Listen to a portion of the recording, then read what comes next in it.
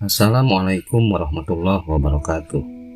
Selamat datang di Lembar Misteri, channel yang menceritakan kisah horor dan cerita misteri. Kali ini saya Bob Jangkung akan menceritakan kisah horor yang berjudul Dendam 2 Katil Mabur, yang ditulis oleh akun Twitter @demozen.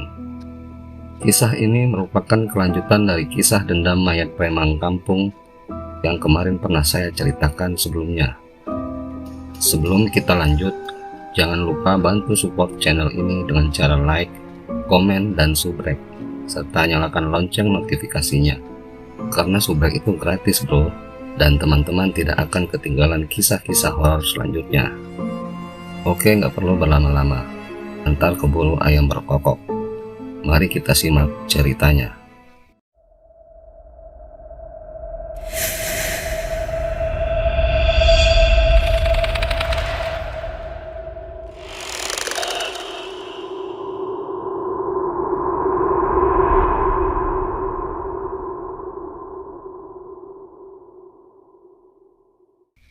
Sore yang tenang, banyak warga yang baru pulang dari sawah garapannya. Seorang perempuan paruh baya terlihat tergesa-gesa melangkahkan kaki, membelah setinggi betis dengan kain tapih yang dipakainya. Begitu cepat gesah untuk cepat sampai di tempat tujuannya. Setelah berjalan cukup lama, akhirnya Maryam sampai di sebuah rumah di pojokan desa. Setelah dirasa tenang, Pak Udin dan yang lainnya pun berpamitan kepada Ustadz Hamid karena waktu menjelang senja. Mereka berpisah di perempatan jalan kecil karena arah rumah yang berbeda. Hanya menyisakan Pak Udin dan Pak Ihsan yang memang memiliki arah tujuan yang sama. Ya, walaupun rumah mereka berjauhan, tapi paling tidak mereka satu arah yang sama. Gimana Pak perasaannya? Tanya Pak Ihsan. Ya, rada mendingan sih Pak, jawab Pak Udin. Ya syukurlah kalau begitu. Dari cerita tadi, sepertinya Bapak yang paling tersiksa, ucap Pak Ihsan sambil berjalan pelan. Pak Udin hanya menunduk. Iya begitulah Pak, mungkin karena saya yang paling brutal waktu itu, jawab Pak Udin pelan. Yang sudah ya sudah Pak, uang semua sudah terjadi ini. Mungkin Bapak harus minta maaf sama almarhum. Pak Ihsan memberi saran. Nggih Pak, jawab Pak Udin dengan nada pelan. Ya sudah Pak, saya duluan nggih, pamit Pak Ihsan karena rumahnya sudah dekat. Nggih Pak, balas Pak Udin dengan nada yang sama. Agus sedang duduk di depan rumahnya, bertemankan segelas kopi dan sebungkus rokok kretek kesukaannya. Pikirannya jauh menerawang entah kemana. Teriakan seorang wanita mengagetkan lamunannya. Rupanya Bu Maryam. Dengan tergesa-gesa ia menghampiri Agus. Bu Maryam menceritakan apa yang ia dapati sewaktu menuju ke sini. Iya saya tahu Bu, jawab Agus pelan. Lah kok kamu bisa tahu? Tanya Bu Maryam. Iya, kemarin Pak Ustadz juga berkomunikasi dengan saya lewat telepati. Ia berpesan agar saya menghentikan perbuatan ini. Terus kamu jawab apa? Bu Maryam kembali bertanya. Saya nggak jawab Bu, ucap Agus. Apa kamu gak celakain Pak Ustadz aja? Apa gak bisa ditelus saja? Ucap Bu Maryam. Gak bisa Bu, beliau bukan orang biasa, ilmunya tinggi, runyam urusannya, jawab Agus sambil menghisap batang rokok kreteknya. Tapi saya masih belum puas Gus. Saya sangat dendam kepada warga yang telah merenggut nyawa Jaka dengan begitu kejam. Saya sakit hati. Saya selalu dituduh sebagai penyebar teror hantu Jaka. Saya sangat hina di hadapan semua warga kampung ini, ucap Bu Maryam sambil menahan tangis dan kepedihan jiwa. Saya sudah mencoba menahan dan bersabar. Tak terhitung sudah berapa puluh kali saya menjelaskan dan menyangkal tuduhan dari warga. Tapi tetap saja, tak ada guna. Semua cacian dan tuduhan mengalir begitu deras kepada saya. Saya sakit hati, Gus, ucap Bu Maryam dengan nada melas. Sebenarnya Agus sudah sangat dilema. Namun mendengar cerita Bu Maryam yang begitu menderita, Agus menjadi iba. Tak kuasa rasanya jika harus menolak dan tidak membantunya. Ya sudah Bu, untuk sementara Jaka saya istirahatkan dulu saja. Terus bagaimana? Apa rencana selanjutnya? Bu Maryam bertanya. Saya ada rencana Bu, untuk semua warga biadab di kampung ini, ucap Agus dengan mantap. Beberapa hari kemudian, malam hari di sebuah persawahan di samping desa, Muiz terlihat masih melajukan traktornya untuk memajak persawahan milik Pak Haris. Ia masih sibuk dengan pekerjaannya sebagai operator traktor. Muiz adalah satu-satunya orang yang mempunyai traktor di desa ini. Jasanya begitu dibutuhkan oleh para petani, sehingga ketika memasuki musim tanam padi tiba, ia dan kawannya Yanto akan sangat sibuk di sawah, bahkan sampai larut malam. Sebenarnya Muiz sudah sangat lelah, namun mengingat garapannya hari ini tinggal sedikit lagi, ia pun memaksakan untuk segera merampungkan pekerjaannya malam ini juga. Suara tepukan tangan, kode kepada Muiz yang diberikan oleh Yanto yang berada di pinggir sawah yang Muiz garap. "Woi Mang, istirahat dulu," teriak Yanto kepada Muiz. Muiz tak menggubris karena suara bising dari mesin traktor yang ia kendarai. "Woi Mang!" Yanto kembali berteriak di pinggir sawah. Muiz menolehkan pandangnya ke arah sumber suara dan menghentikan laju traktornya. "Iya, tapi ada apa?" jawab Muiz sambil berteriak. "Sini, istirahat dulu ngopi," ajak Yanto kepada Muiz. "Iya, tanggung, sedikit lagi," jawab Muiz. "Wis, ayo istirahat dulu," ucap Yanto dengan nada memaksa. Muiz pun mematikan mesin traktornya dan segera berjalan menuju Yanto yang berada di pinggir persawahan yang merupakan kuburan desa. "Apa gak apa-apa istirahat di sini?" tanya Muiz kepada Yanto. "Lah, ya gak apa-apa. Kamu takut ya? Udah tua masih takut kuburan aja. Nanti juga kita pulangnya ke sini semua," jawab Yanto. "Ya iya, nanti kalau sudah waktunya. Sekarang kan belum waktunya." Muiz menjawab sambil bercanda. Jam berapa Tok?" tanya Muiz. "Gak tahu, paling jam 10-an Is. Kenapa?" Yanto malah balik bertanya. "Ya gak apa-apa, udah malam juga rupanya." Muiz dan Yanto beristirahat di pekarangan samping sawah yang dimana pekarangan tersebut adalah kuburan desa. Membuat 2 gelas kopi dan membakar sebatang rokok adalah cara terbaik baginya untuk menghilangkan rasa lelah dan penat dalam pekerjaannya. Muiz pun cukup santai menikmati waktu istirahatnya karena pekerjaannya tinggal sedikit lagi. Jadi dirasa tak usah terburu-buru, pikirnya. Cukup lama Muiz dan Yanto berbincang seputar pekerjaan dan masalah lainnya yang tak penting. Hari semakin larut. Malam begitu gelap karena sang bulan yang berada di peraduannya. Suara hantaman besi membuat mereka kaget. "Apa itu? Kamu dengar kan Tok?" tanya Muiz. "Iya dengar, kayak suara besi jatuh," jawab Yanto. "Apa suara katil jatuh ya Tok?" Muiz mencoba menerka. "Ah, jangan gitu Is," elak Yanto kepada Muiz. "Lah, kok sekarang kamu yang takut?" sindir Muiz kepada Yanto. "Enggak, cuma jangan berpikir negatif saja." Yanto kembali mengelak. Suara tersebut tak terdengar lagi. Yanto kembali menghisap dalam rokok di tangannya, menghilangkan pemikir negatif yang mulai muncul di benaknya. Sementara mata Muiz terlihat awas menyapu setiap sudut pandangnya. Setelah dirasa tak ada yang aneh, Muiz pun kembali meminum kopinya. Begitu hening di sini, karena memang para penghuni kuburan sudah tertidur. Tak lama berselang, suara besi menghantam benda keras kembali terdengar. Muiz segera mengalihkan pandangnya ke arah sumber suara. "Setan alas, katil mabur Tok!" teriaknya kepada Yanto. Muiz langsung berlari kalang kabut. Disusul Yanto yang kaget dan spontan mengikuti Muiz berlari. Dengan langkah 1000, Muiz dan Yanto lari tak tentu arah menjauhi area pemakaman tersebut. Setelah dirasa cukup aman, Muiz menghentikan langkah kakinya sehingga membuat Yanto menabraknya dari belakang. "Sudah aman toh," ucap Muiz dengan nafas masih ngos-ngosan. "Ya kalau berhenti jangan mendadak gitu Is," ucap Yanto kesal. Muiz lemas dan segera duduk di tanah. "Traktornya gimana?" tanya Yanto.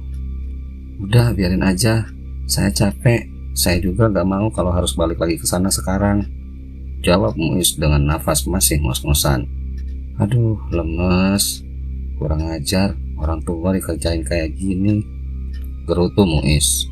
"Balik aja yuk," ajak Yanto. "Sebentar, saya masih lemes ini," balas Muiz.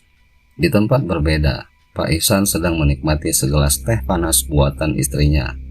Rencananya besok Pak Ihsan akan kembali berjualan seperti biasanya. Ia nampak tengah berpikir untuk memantapkan niatnya tersebut.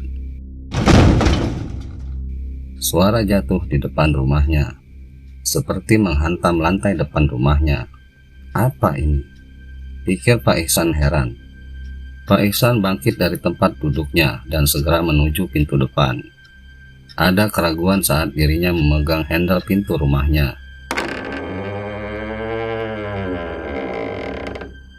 Suara pintu kayu terbuka. Pak Ihsan jatuh pingsan manakala melihat sebuah keranda tengah berada di depan pintu rumahnya. Keranda yang terbuat dari besi yang sudah berkarat dimakan usia. Pagi kembali menyapa desa. Embun yang turun belum hilang dari dedaunan di pohon. Masih terlalu pagi tentunya untuk memulai aktivitas, tapi tidak untuk Pak Udin. Setelah proyek yang ia garap telah rampung, kini Pak Udin kembali bertani. Ia tengah bersiap menuju sawahnya karena kemarin sudah dibajak oleh Muiz dan Yanto. Setelah segelas kopinya habis, Pak Udin pun segera berangkat untuk meratakan sawahnya dengan cangkul yang sama yang ia pakai tempo hari untuk menghujam tubuh Jaka. Istrinya mencecar pertanyaan kepada Pak Ihsan yang baru siuman setelah semalam jatuh pingsan. Dengan tubuh yang masih lemas dan susah payah, Pak Ihsan mencoba bangkit. Segala pertanyaan dari istrinya tak ia hiraukan. Yang ia butuhkan sekarang adalah meminum segelas air putih, mungkin dengan jumlah yang banyak karena terasa begitu kering tenggorokannya. Setelah meminum 3 gelas air, Pak Ihsan menghembuskan napas panjang. Karena dirasa sekarang tubuh dan pikirannya dirasa jauh lebih baik. Pak Ihsan berjalan kembali menghampiri istrinya yang masih terlihat bingung dan duduk di samping istrinya. "Kenapa semalam Bapak malah tidur di depan pintu, Pak?" tanya istrinya heran. Belum sempat menjawab, istrinya kembali mengajukan pertanyaan kepada dirinya. "Udah pagi, Pak. Apa Bapak nggak ke pasar?" ucap istrinya. "Ya sabar Bu, pelan-pelan kalau bertanya. Bapak masih puyeng ini." Kembali Pak Ihsan menghembuskan napas panjang bersiap menceritakan apa yang terjadi semalam. "Nah, Bapak kali mimpi." sangkal istri Pak Ihsan setelah mendengar penjelasan dari Pak Ihsan. "Lah, tak jelasin malah nggak percaya. Beneran Bu, semalam Bapak itu lihat keranda jenazah di depan rumah kita. Kerandanya ngambang gitu loh." Pak Ihsan meyakinkan penglihatannya semalam. Embuh. Ya sudah, sekarang Bapak ke pasar. Siapa tahu dagingnya masih ada, Pak." perintah istrinya.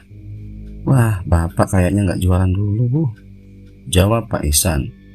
"Lah, Bapak ini gimana? Malas banget." ucap istrinya dengan nada kesal. Malam harinya, Fahmi baru pulang dari rumah temannya. Niatnya sih ia pulang tak sampai malam. Namun karena keasyikan dan lamanya menempuh perjalanan, membuat Fahmi harus pasrah pulang menembus malam. Perasaan cemas dan gelisah menggelayutinya di sepanjang perjalanan menuju desanya. Takut bila mana ia harus bertemu dengan sosok Jaka yang mengerikan, yang memberikan mimpi buruk yang nyata untuknya. Doa-doa sudah ia panjatkan dalam hati di sepanjang perjalanannya, namun tak kunjung juga mengurai rasa takut dan cemas yang melanda. Hingga akhirnya ia sampai di pintu masuk desa, yang dimana kanan kirinya masih berupa pekarangan warga. Dengan segera ia mengajukan sepedanya lebih cepat, mengayuhnya sekuat tenaga. agar cepat sampai di tempat tujuannya. Udara dingin seketika menyapa tengkuknya, memberikan kesan dan rasa ngeri di dalam hatinya. Antara bimbang dan takut, Fahmi memantapkan pegangan setir sepedanya. Sampai akhirnya di sebuah pohon randu di pinggir jalan, ia dikagetkan karena ada keranda jenazah melintang di jalanan yang menghalangi laju sepedanya tersebut. Mendadak Fahmi mengalami sakit asma, membuat napasnya begitu pendek dan dadanya terasa sesak. Rintihnya dalam hati. Ketakutan begitu menguasai dirinya sekarang. Sekarang irama nafasnya berubah ngos-ngosan. Kakinya lemas, langkahnya tergopoh tak karuan. Fahmi sangat ingin berlari, tapi apa daya kakinya seakan enggan melangkah. Antara otak dan bagian tubuhnya tak sinkron. Fahmi tak mampu menguasai tubuhnya dan ketakutannya. Sementara keranda di depan terus mendekati dirinya, seperti tengah diseret seseorang. Suara gesekan besi dengan batu jalan begitu memekakkan telinga. Tiba-tiba keranda tersebut berhenti bergerak, diam di depan tubuh Fahmi yang lemas dan gemetar. Fahmi seakan pasrah dengan apa yang terjadi selanjutnya yang akan menimpanya. Lalu tak lama keranda tersebut bergerak menuju ke atas seakan hendak terbang, dan melaju cepat menabrak tubuh Fahmi yang terlihat pasrah dan pucat. Keranda menabrak tubuhnya, membawanya terbang dalam kegelapan malam yang entah kemana. Setelah bergulat selama seharian dengan pekerjaannya, kini waktunya Pak Ihsan bersiap menjajakan bakso dagangannya. Sebenarnya ia enggan berjualan malam ini, namun karena ocehan dan omelan istrinya, membuat Pak Ihsan lebih memilih berjualan daripada harus berdebat panjang dengan istrinya. Malam begitu dingin menusuk tulang, angin kencang terus berhembus, seperti badai kecil yang menerpa desa.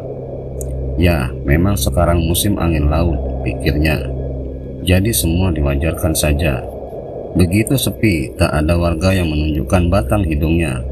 Bahkan pos ronda yang biasanya ramai oleh aktivitas bapak-bapak sekarang sepi, tak ada penghuninya.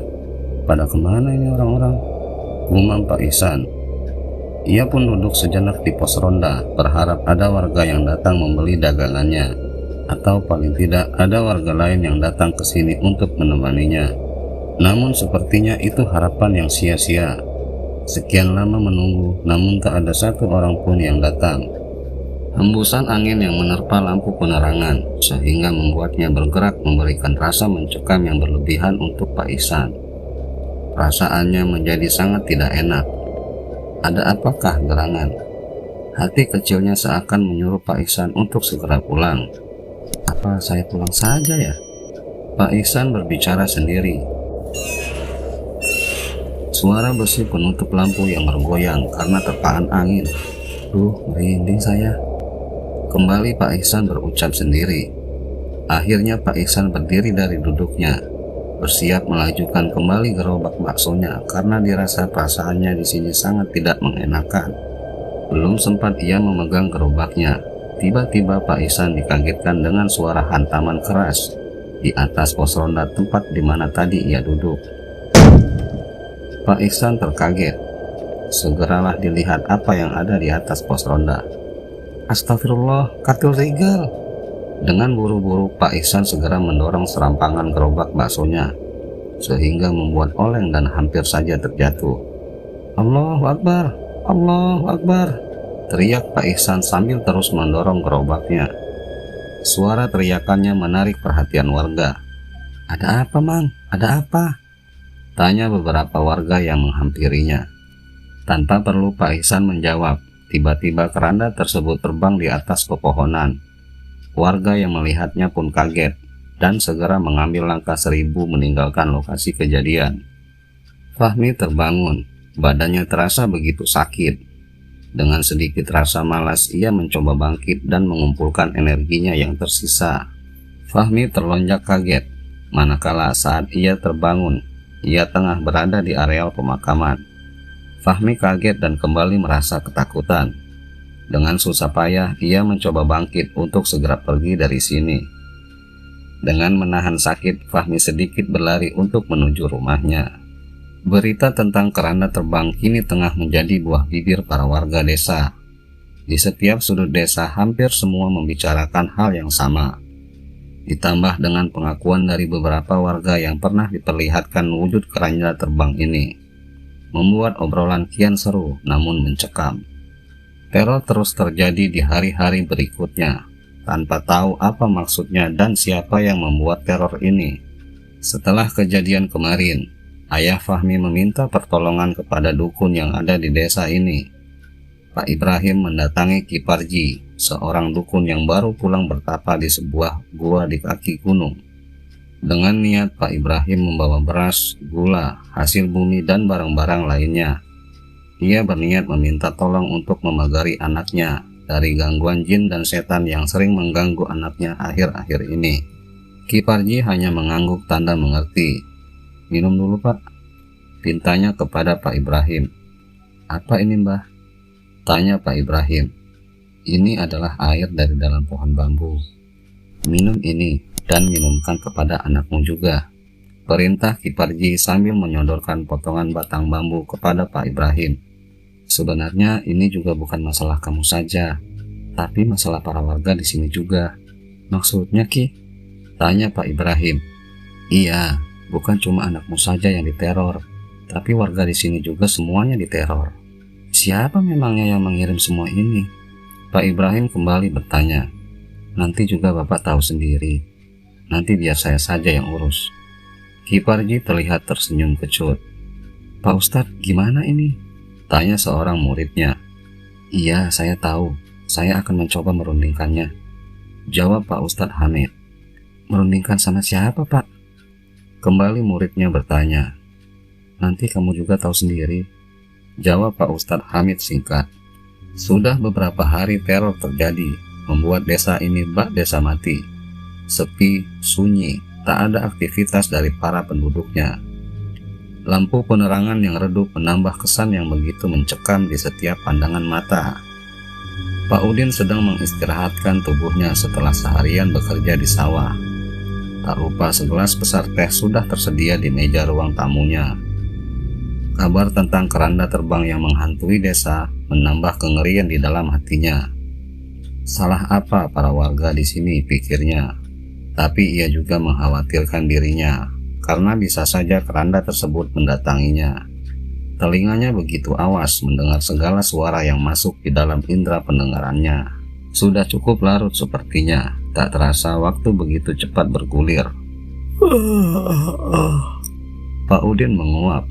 Kantuk begitu terasa. Rasa lelah membuat tubuhnya lemas dan sedikit tak bertenaga. Ketukan dari arah pintu depan. "Siapa?"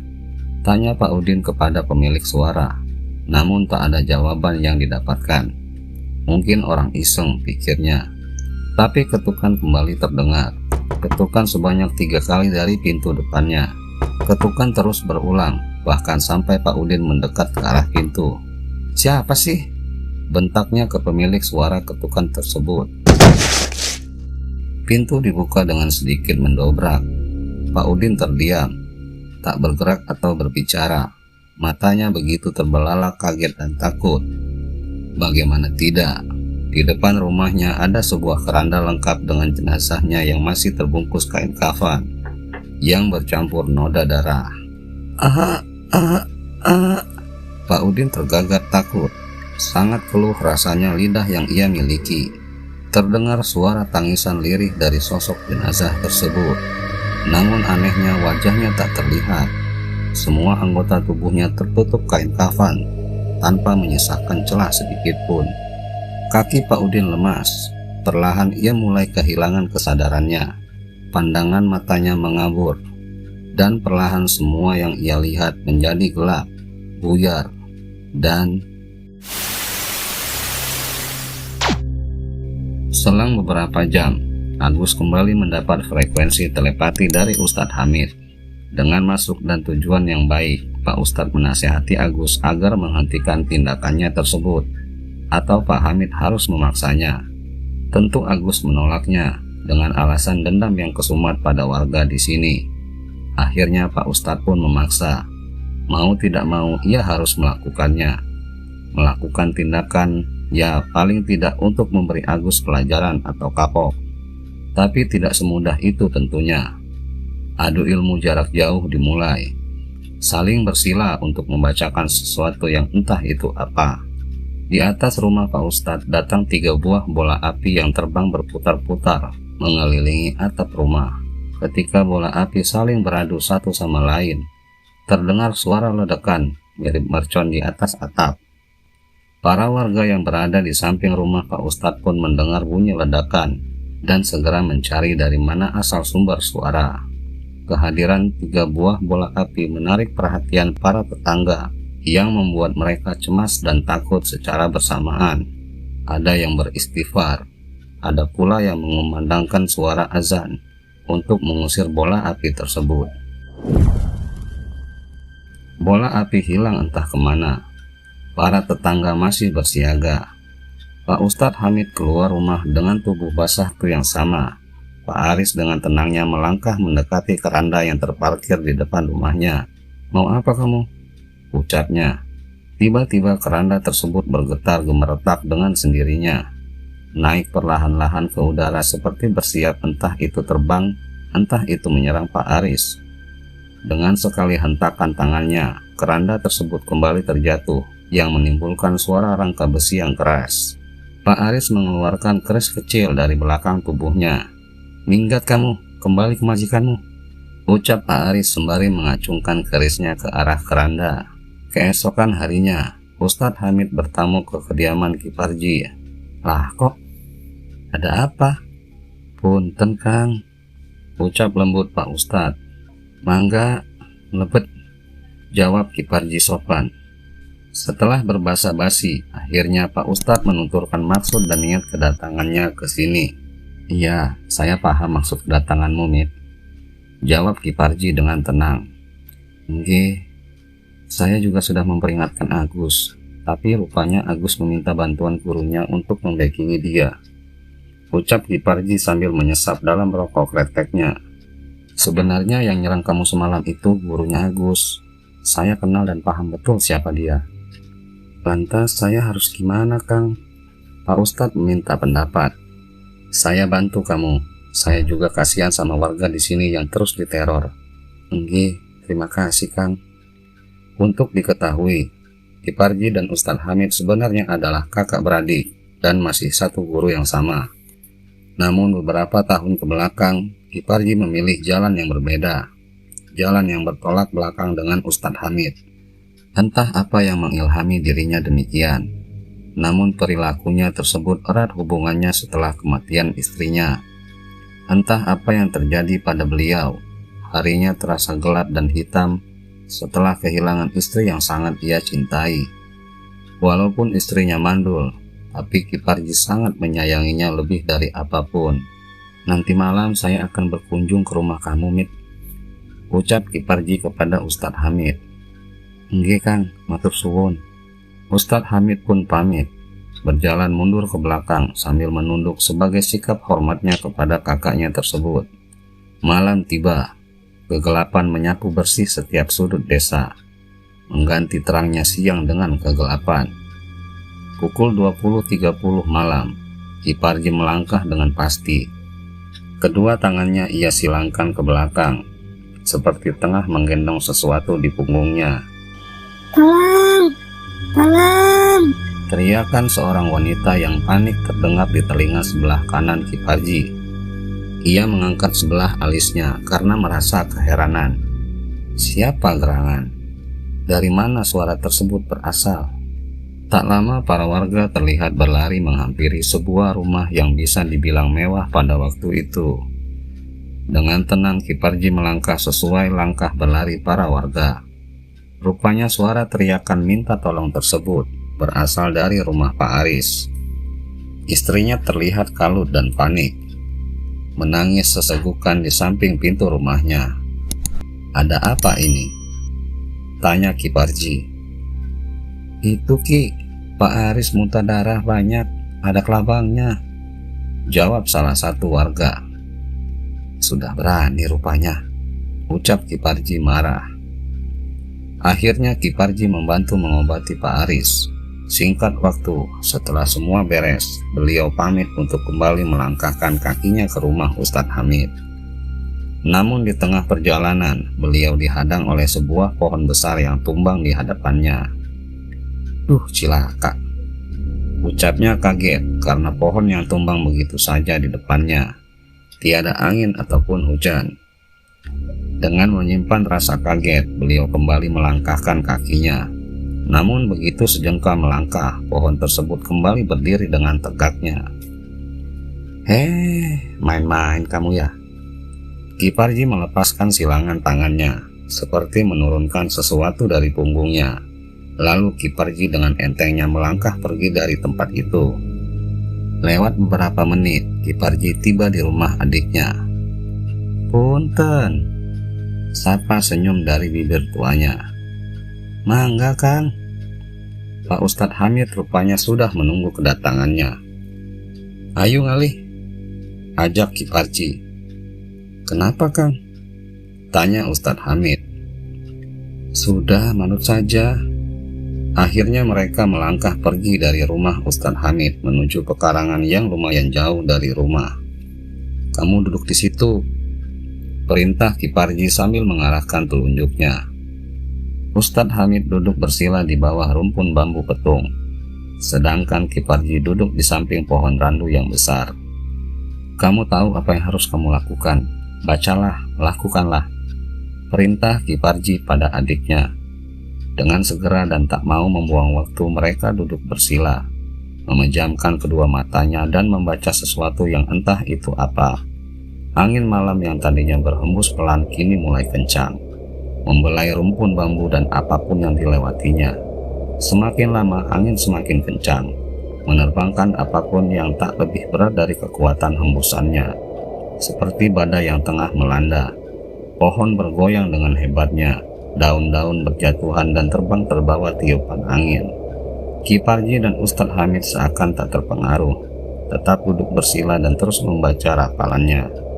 Di tempat berbeda di waktu yang sama, Agus bersama gurunya juga melakukan hal yang sama. Duduk bersila dan berkonsentrasi membaca sesuatu yang tak terdengar di telinga. Bu Maryam mengawasi keduanya dengan raut muka cemas dan khawatir. Dupa terus mengepul, menyeruak memenuhi ruangan tempat di mana mereka bertiga berada. Lampu berkedip dengan cepat, menambah suasana tegang di dalam ruangan. Agus mulai mengeluarkan darah dari mulutnya, mengalir dari dagu menuju leher. "Konsen, Gus," ucap gurunya. Keadaan yang sama juga dialami Ustadz Hamid. Darah menyembur dan membasahi baju kokoh putih yang ia kenakan. Nampaknya adu ilmu dan kekuatan sedang terjadi di antara mereka. Darah terus mengalir dari mulut Agus.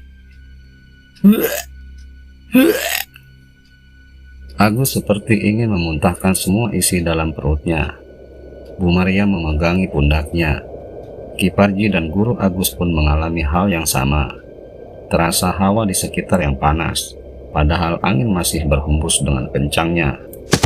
Agus terjengkang ke belakang, sementara gurunya terlihat memegangi perutnya dan memuntahkan darah hitam kental menyusul Agus jatuh terjengkang. Tubuhnya mengejang, seperti orang terkena penyakit ayan.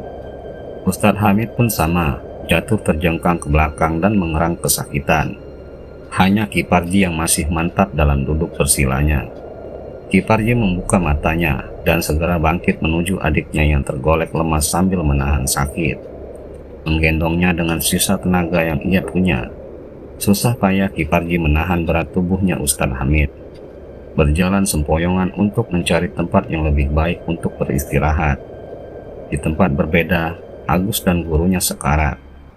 Beberapa hari kemudian, warga sudah memberanikan diri untuk kembali beraktivitas pada malam hari. Terlihat pos ronda kini sudah ada beberapa orang yang berjaga. Pak Ihsan kembali berjualan seperti biasanya. Pak Aris masih dirawat insentif di rumah sakit di kota. Dan para warga yang lainnya sudah mulai terlihat tenang dan tak lagi was-was dicekam teror yang mereka takutkan beberapa hari yang lalu. 2 minggu setelahnya, aktivitas warga mulai normal. Namun berita tentang teror yang pernah terjadi masih menjadi perbincangan hangat. Pak Ustadz Hamid pun kondisinya telah pulih, sudah kembali sehat seperti biasanya. Sebenarnya banyak dari para warga yang bertanya tentang siapa penyebab teror tersebut. Namun Ustadz Hamid enggan untuk menjawabnya. Beliau hanya tersenyum ketika beberapa orang yang datang untuk bertanya perihal apa yang terjadi padanya. Sementara Agus menderita luka dalam yang cukup parah, Agus memilih untuk meninggalkan desa ini. Dan itulah akhir cerita dari Agus. Kini usianya sudah lumayan tua. Agus memilih hidup normal dan tak lagi mendalami ilmu hitamnya. Ia membuangnya di suatu tempat, sementara gurunya telah meninggal di tahun 2015 yang lalu. Pada saat bercerita tentang kisah ini, terlihat raut muka yang menyesal dari setiap tutur katanya. Sepertinya Agus menyesali perbuatannya terdahulu. Semoga ada pelajaran moral yang bisa kita dapatkan dari kisah ini. Sekian. Oke teman-teman, terima kasih telah menyimak cerita ini sampai selesai. Jangan lupa dukung terus Lembar Misteri dengan cara like, komen, dan subrek serta nyalakan loncengnya agar teman-teman tidak ketinggalan update selanjutnya. Akhir kata, saya Bob Jangkung undur diri. Mohon maaf jika banyak kesalahan saya dalam menyampaikan. Wabillahi taufiq wal hidayah. Wassalamualaikum warahmatullahi wabarakatuh.